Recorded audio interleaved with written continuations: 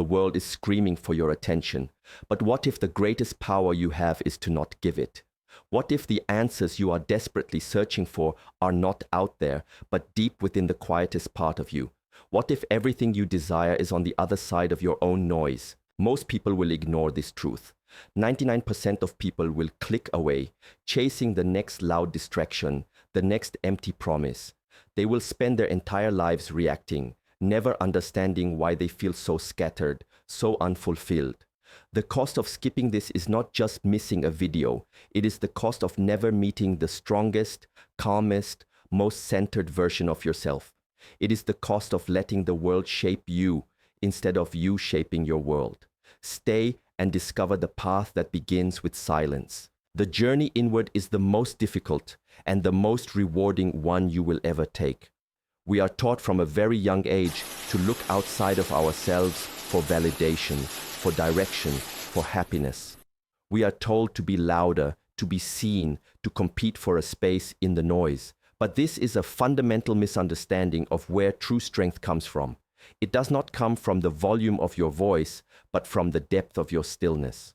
When you learn to quiet the external world, you can finally begin to hear the internal one. And that is where your life's true architecture is waiting to be revealed. This is not about hiding from the world. It is about building a foundation so strong that the world can no longer shake you. The noise. We live in an age of unprecedented noise. It is not just the sound that enters your ears, but the constant stream of information, of opinion, of judgment that enters your mind. It is the device in your hand, a portal to endless distraction, endless comparison. Every notification, every message, every headline is a small hook that pulls your energy outward, away from your center. We believe this connectivity is progress, that being informed about everything all at once is a virtue. But we must ask ourselves, at what cost? The cost is our focus. The cost is our peace. The cost is the ability to think a single clear thought from beginning to end without being interrupted by an external demand. This is a form of subtle slavery, where our attention is the currency and we are giving it away for free, leaving ourselves spiritually and mentally impoverished. This constant outward flow of energy creates a state of perpetual anxiety. You feel you are always behind, always missing out on something important. You see the curated lives of others and feel a sense of lack in your own. This is the design of the noise. It is meant to make you feel incomplete so that you will continue to consume, continue to seek, continue to look for the next thing that will finally make you feel whole. But it is a chase with no end. The more you consume the noise, the hungrier you become for it, and the further you drift from the only place where true satisfaction can be found, within yourself. The feeling of being scattered, of having your mind in 1,000 places at once, is the defining sickness of our time. It is a fragmentation of the self. To begin this journey, you must first become aware of the sheer volume of this noise in your own life. Observe it without judgment. Notice how many times a day you reach for your phone without a clear purpose. Notice how the thoughts of others through social media or news become your own inner monologue. Notice how your mood can be shifted by something you see online that has no real bearing on your actual life. This awareness is the first step toward reclaiming your power. You cannot fight an enemy you do not see. The noise is a subtle enemy, disguised as connection and information. It promises to bring you closer to the world, but in reality it separates you from the most important part of it, your own inner landscape. The truth is, your mind is like a deep lake. When the surface is agitated by the winds of the external world, it becomes murky. You cannot see the bottom. You cannot see what lies within its depths. The noise is this wind, constantly churning the surface of your consciousness. To find clarity, you do not need to add anything to the lake. You simply need to allow the wind to stop. You need to create shelter. Silence is this shelter. By choosing to disengage, by choosing to be still, you allow the sediment to settle. And for the first time, you may begin to see the profound stillness and clarity that has been there all along, waiting beneath the turmoil. This is not a passive act. It is the most active and deliberate choice you can make in a world that wants to keep you perpetually agitated. What is this stillness we speak of? It is not an emptiness. It is not a void. It is a state of profound, active presence. It is the difference between a puddle, which is shallow and easily disturbed, and the deep ocean, which can have immense storms on its surface, but whose depths remain calm and unmoved. Cultivating this inner stillness is the practice of becoming the deep ocean. It is the foundation upon which everything else is built. Without it, any action you take, any goal you pursue, will be built on unstable ground, susceptible to the winds of external opinion and your own fleeting emotions. True power is not loud. It is devastatingly quiet. It is the ability to remain centered in the midst of chaos. This process begins with the simple yet incredibly difficult act of doing nothing. Find a space, even for just a few minutes each day, where you can be alone with yourself, without any input. No phone, no music, no books. Just you and your own consciousness. At first, this will feel unbearable. The mind, so accustomed to the constant stimulation, will rebel. It will generate its own noise, a torrent of thoughts, worries, plans, and memories. This is the moment most people give up. They mistake this inner chatter for the true nature of their mind and conclude that silence is impossible for them. But this is a critical misunderstanding. The chatter is not you. It is the accumulated momentum of your distracted life. Your task is not to fight the thoughts. Fighting them gives them energy. Your task is to observe them, like clouds passing in the sky. You are the sky, not the clouds. This is a fundamental shift in identification. You detach your sense of self from the fleeting contents of your mind.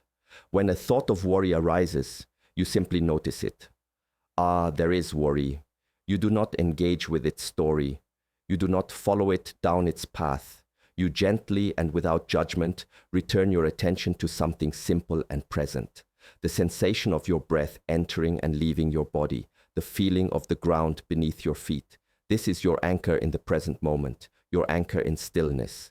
Each time you do this, you are performing a single repetition of a powerful exercise. You are strengthening the muscle of your attention. You are training your mind to come back to center again and again. In the beginning, you may have to bring it back 100 times in a minute. This is not failure. This is the training. Over time, the periods of stillness between the thoughts will lengthen. The inner noise will begin to subside, not because you have forced it away, but because you have ceased to feed it with your attention. The lake begins to clear. This practice of cultivating inner stillness is the most important investment you can ever make. It is the source code for a life of purpose, clarity, and unshakable peace. From this stillness, all meaningful action is born. In our society, silence is often mistaken for weakness. The one who does not speak in a meeting is seen as having nothing to contribute. The one who does not broadcast their every achievement is seen as having achieved nothing. We have come to equate presence with noise and strength with volume. This is a profound and damaging illusion. True strength does not need to announce itself. It is felt. It is an energy, a presence that emanates from a person who is deeply rooted in their own center. It is the strength of the mountain, which does not shout its presence, but dominates the landscape through its sheer, silent existence. It is the strength of the deep river, which carves canyons not through frantic effort, but through persistent quiet flow. When you begin to cultivate silence in your own life, you are not becoming passive. You are becoming a master of your own energy. Think of how much energy is wasted every day in useless reactions.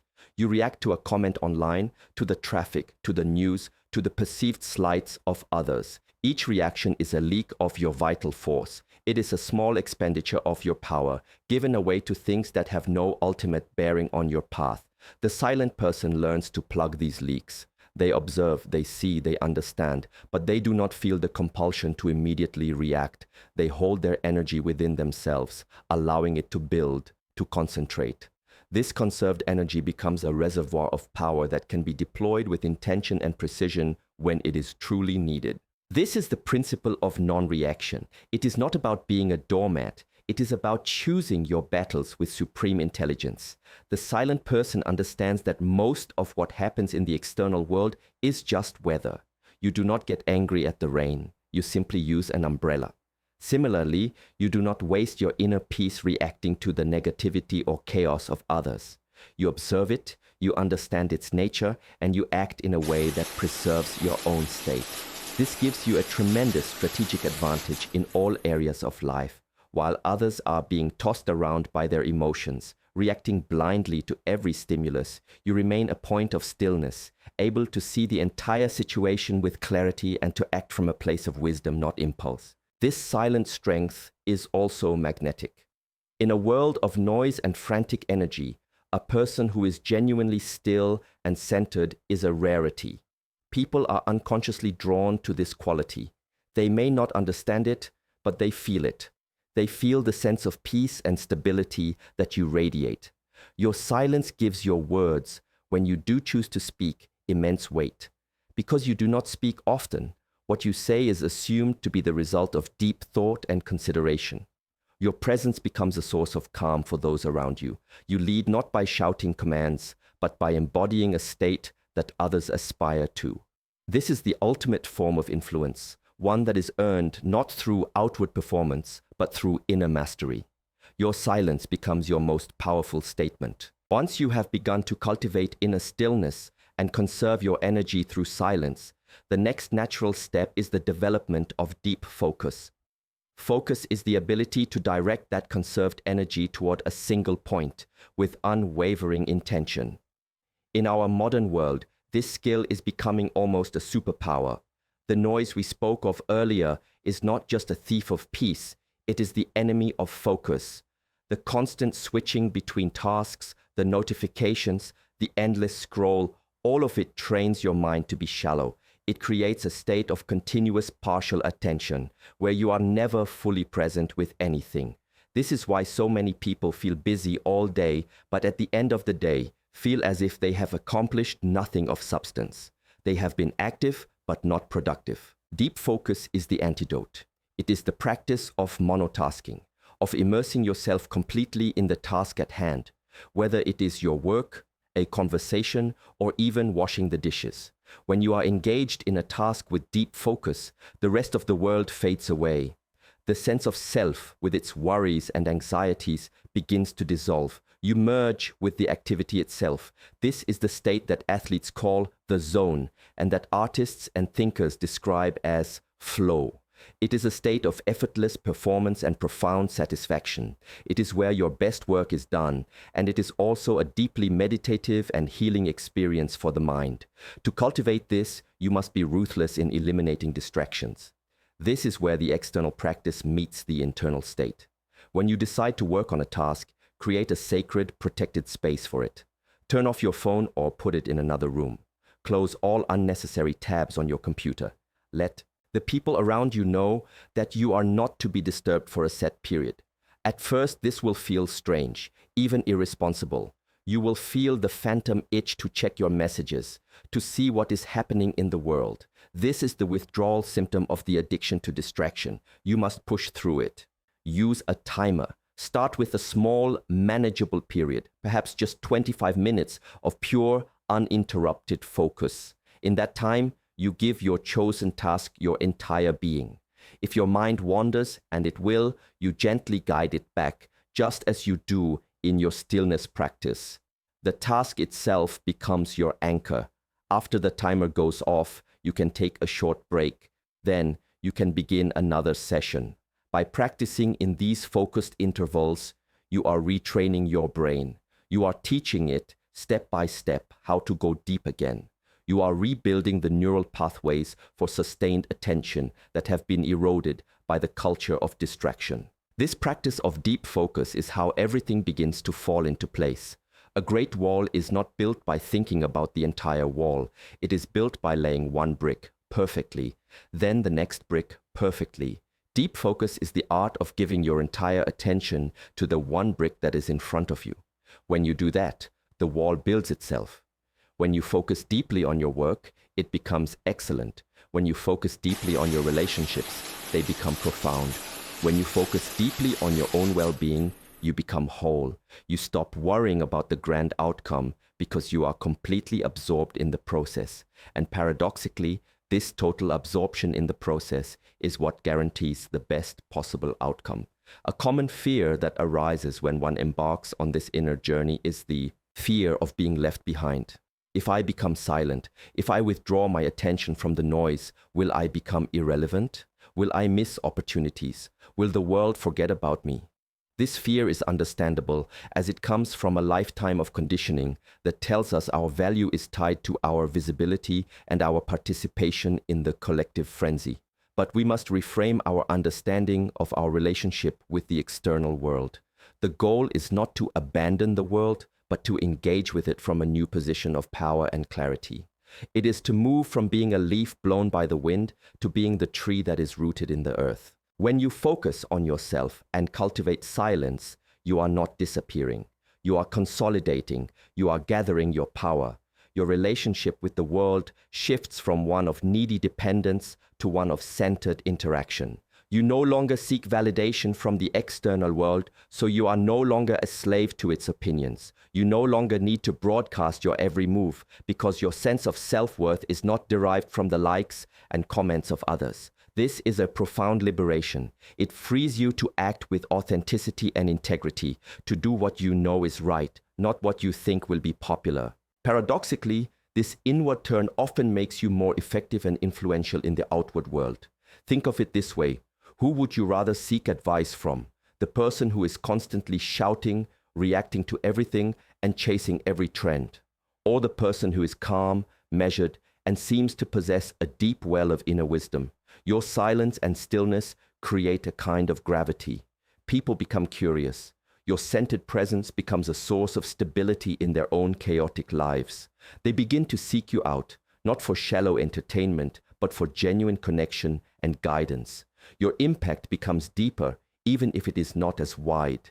You affect fewer people, perhaps, but you affect them in a more meaningful and lasting way. Furthermore, when you do choose to act or speak, your actions have far more weight. They are not impulsive reactions, but deliberate choices born from a place of clarity. Because you have conserved your energy, when you deploy it, it is focused and powerful. Your work becomes more potent. Your words carry more conviction. You are no longer just adding to the noise. You are introducing a clear, resonant signal.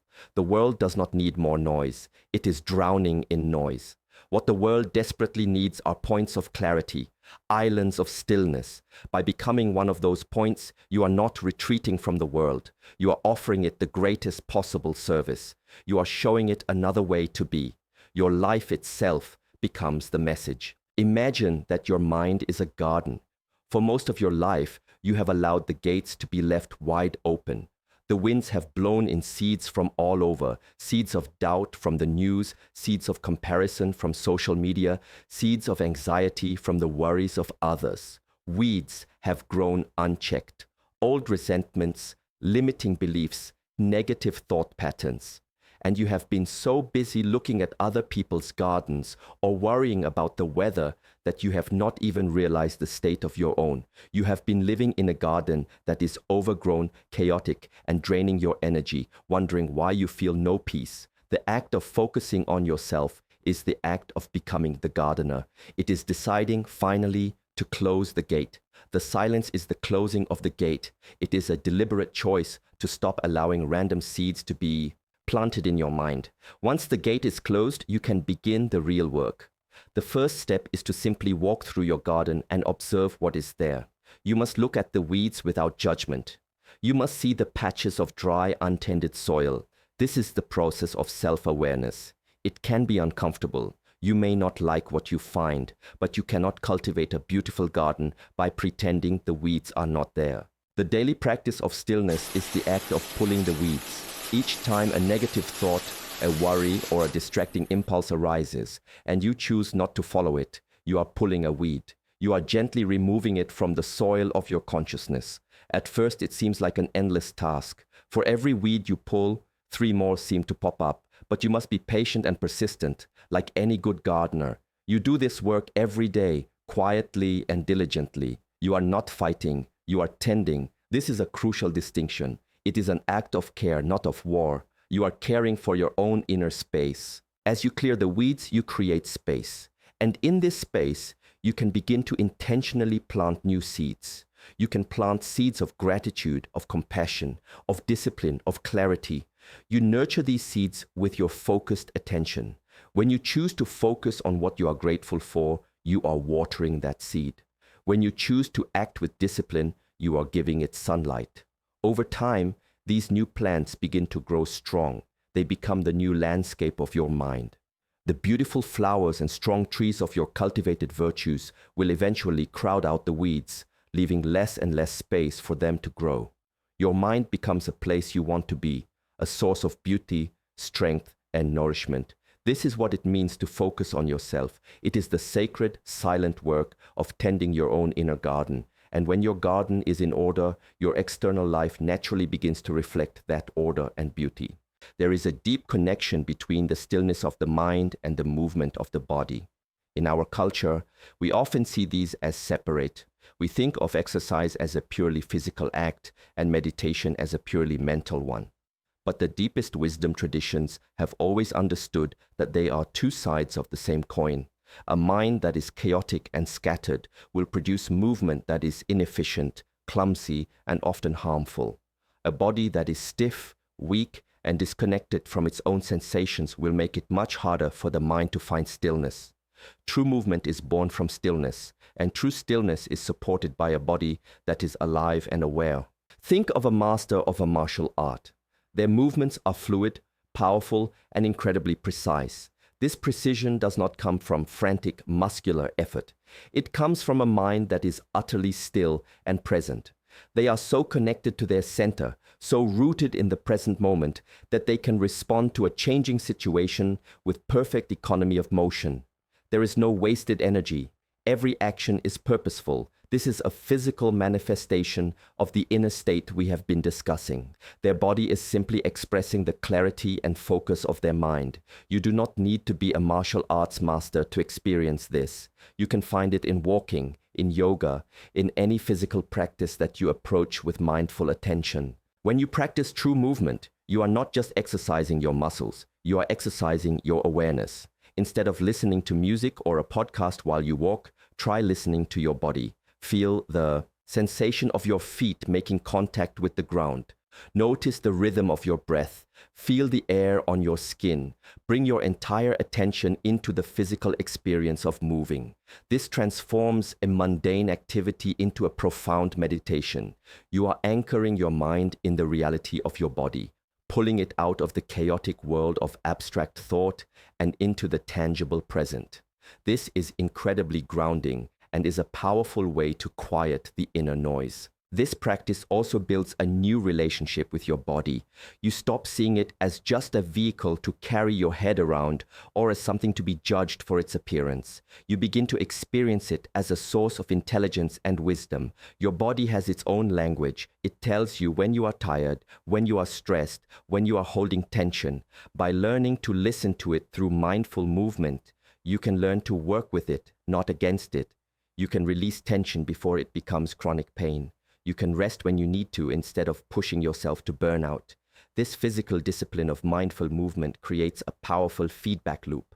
A calmer body leads to a calmer mind, and a calmer mind leads to a more graceful, powerful, and intelligent body. It is another way in which the inner and outer worlds begin to align and fall into place. One of the most profound shifts that occurs when you focus on yourself and cultivate silence is the realization of what you need to let go of. We carry so much unnecessary baggage through our lives. We carry the weight of past failures, the sting of old wounds, the expectations of others, and our own rigid ideas about who we are and how our lives are supposed to be. This baggage is heavy. It drains our energy and keeps us tethered to the past, preventing us from being fully present and open to the future. The stillness you cultivate is like a bright light that illuminates all of this baggage you have been carrying in the dark. For the first time, you see it clearly. The primary thing we must let go of is our attachment to outcomes. We are a culture obsessed with goals, with results, with winning. We believe that our happiness lies in achieving a certain outcome. Getting the promotion, buying the house, finding the perfect partner. And so we strive and we struggle, our minds constantly fixed on that future point. This creates a state of perpetual dissatisfaction with the present. The present moment is seen merely as a stepping stone, something to be endured on the way to the real prize. But this is a trap. because once you achieve one outcome, the mind immediately creates another. The chase never ends. The practice of silence and focus teaches you to fall in love with the process. You let go of your desperate grip on the result, and you pour your entire being into the action you are performing right now. You lay the brick perfectly, not because of the wall it will become, but for the simple, profound satisfaction of laying a brick perfectly. This is a revolutionary shift. It moves the source of your fulfillment from some imaginary future to the living, breathing present. And the great paradox is that when you truly let go of the outcome, you dramatically increase the chances of achieving the best possible outcome. You are no longer crippled by fear of failure or anxiety about the future. You are free to perform at your best, right here, right now. This also applies to letting go of old identities. We all have stories we tell ourselves about who we are. I am an anxious person. I am not disciplined. I am not good enough. These are not facts. They are just stories, neural pathways that have been reinforced by years of repetition. The stillness allows you to see these stories for what they are. Just thoughts, just clouds passing in the sky. You are not the story. By observing these identities without attachment, they begin to lose their power over you. You create a space where a new identity can emerge, one that is not based on past limitations, but on the present moment's potential. Letting go is not an act of losing something. It is an act of gaining freedom. It is the clearing of old, dead wood to make space for new life to grow. It is the final, essential step in allowing everything to fall into place. It may seem like a contradiction that a path focused on inner stillness and letting go would also require structure. We often associate structure and discipline with rigidity and a lack of freedom. But true freedom is not the absence of structure. It is the presence of the right structure. A river without banks is just a swamp, a sprawling, stagnant mess. The banks give the river direction, focus, and power, allowing it to flow. A daily structure, a personal discipline, provides the banks for the river of your life. It is the container that makes the cultivation of stillness and focus possible in a chaotic world. Without a conscious structure, you will fall back into the default structures of the world around you. You will be pulled by the currents of social media, by the demands of others, by your own fleeting impulses. Your energy will be scattered. A personal structure is your declaration of independence. It is you deciding with intention how your time and energy will be spent. It is not about filling every moment with activity. On the contrary, it is about carving out and protecting the sacred time for what is most important. Your practice of stillness, your deep work, your physical well-being, your connection with loved ones. This structure does not need to be complex. It can be as simple as deciding to wake up at the same time every day, to spend the first 30 minutes of your day not with your phone, but with yourself, in silence, to dedicate a specific protected block of time to your most important work, to have a set time to disconnect from technology in the evening to allow your mind to wind down. These simple rules, practiced consistently, create a rhythm for your life. This rhythm is incredibly calming for the nervous system. It removes the mental friction of constantly having to decide what to do next. Your energy is no longer wasted on negotiating with yourself. It is freed up to be used for the practices themselves. Discipline is not punishment. It is an act of self-love. It is you, the wise gardener, making sure the garden is tended to every single day, not just when you feel like it. The initial resistance to this structure is the protest of the ego, the part of you that is addicted to instant gratification and distraction. But as you stay with the practice, you will find that the structure itself becomes a source of immense strength and peace. It is the trellis upon which the vine of your spiritual life can grow. It is the strong foundation that allows the house of your inner being to stand firm, no matter what storms may rage outside. This self-imposed structure is the ultimate expression of focusing on yourself. It is you taking conscious control of the architecture of your days, and therefore the architecture of your life. When you turn down the volume of the external world, you will inevitably be confronted with the noise of your own inner world. The silence is not always peaceful, especially at the beginning. It can be a mirror that forces you to look at the parts of yourself you have been avoiding, the anxieties, the fears, the insecurities, the past traumas. These are the shadows of the psyche. For years, you may have kept them at bay with constant business and distraction, but in the quiet, they have nowhere to hide. They will come to the surface. This is a critical juncture in the journey, and it is where many people turn back to the comfort of noise. They find the silence too confronting.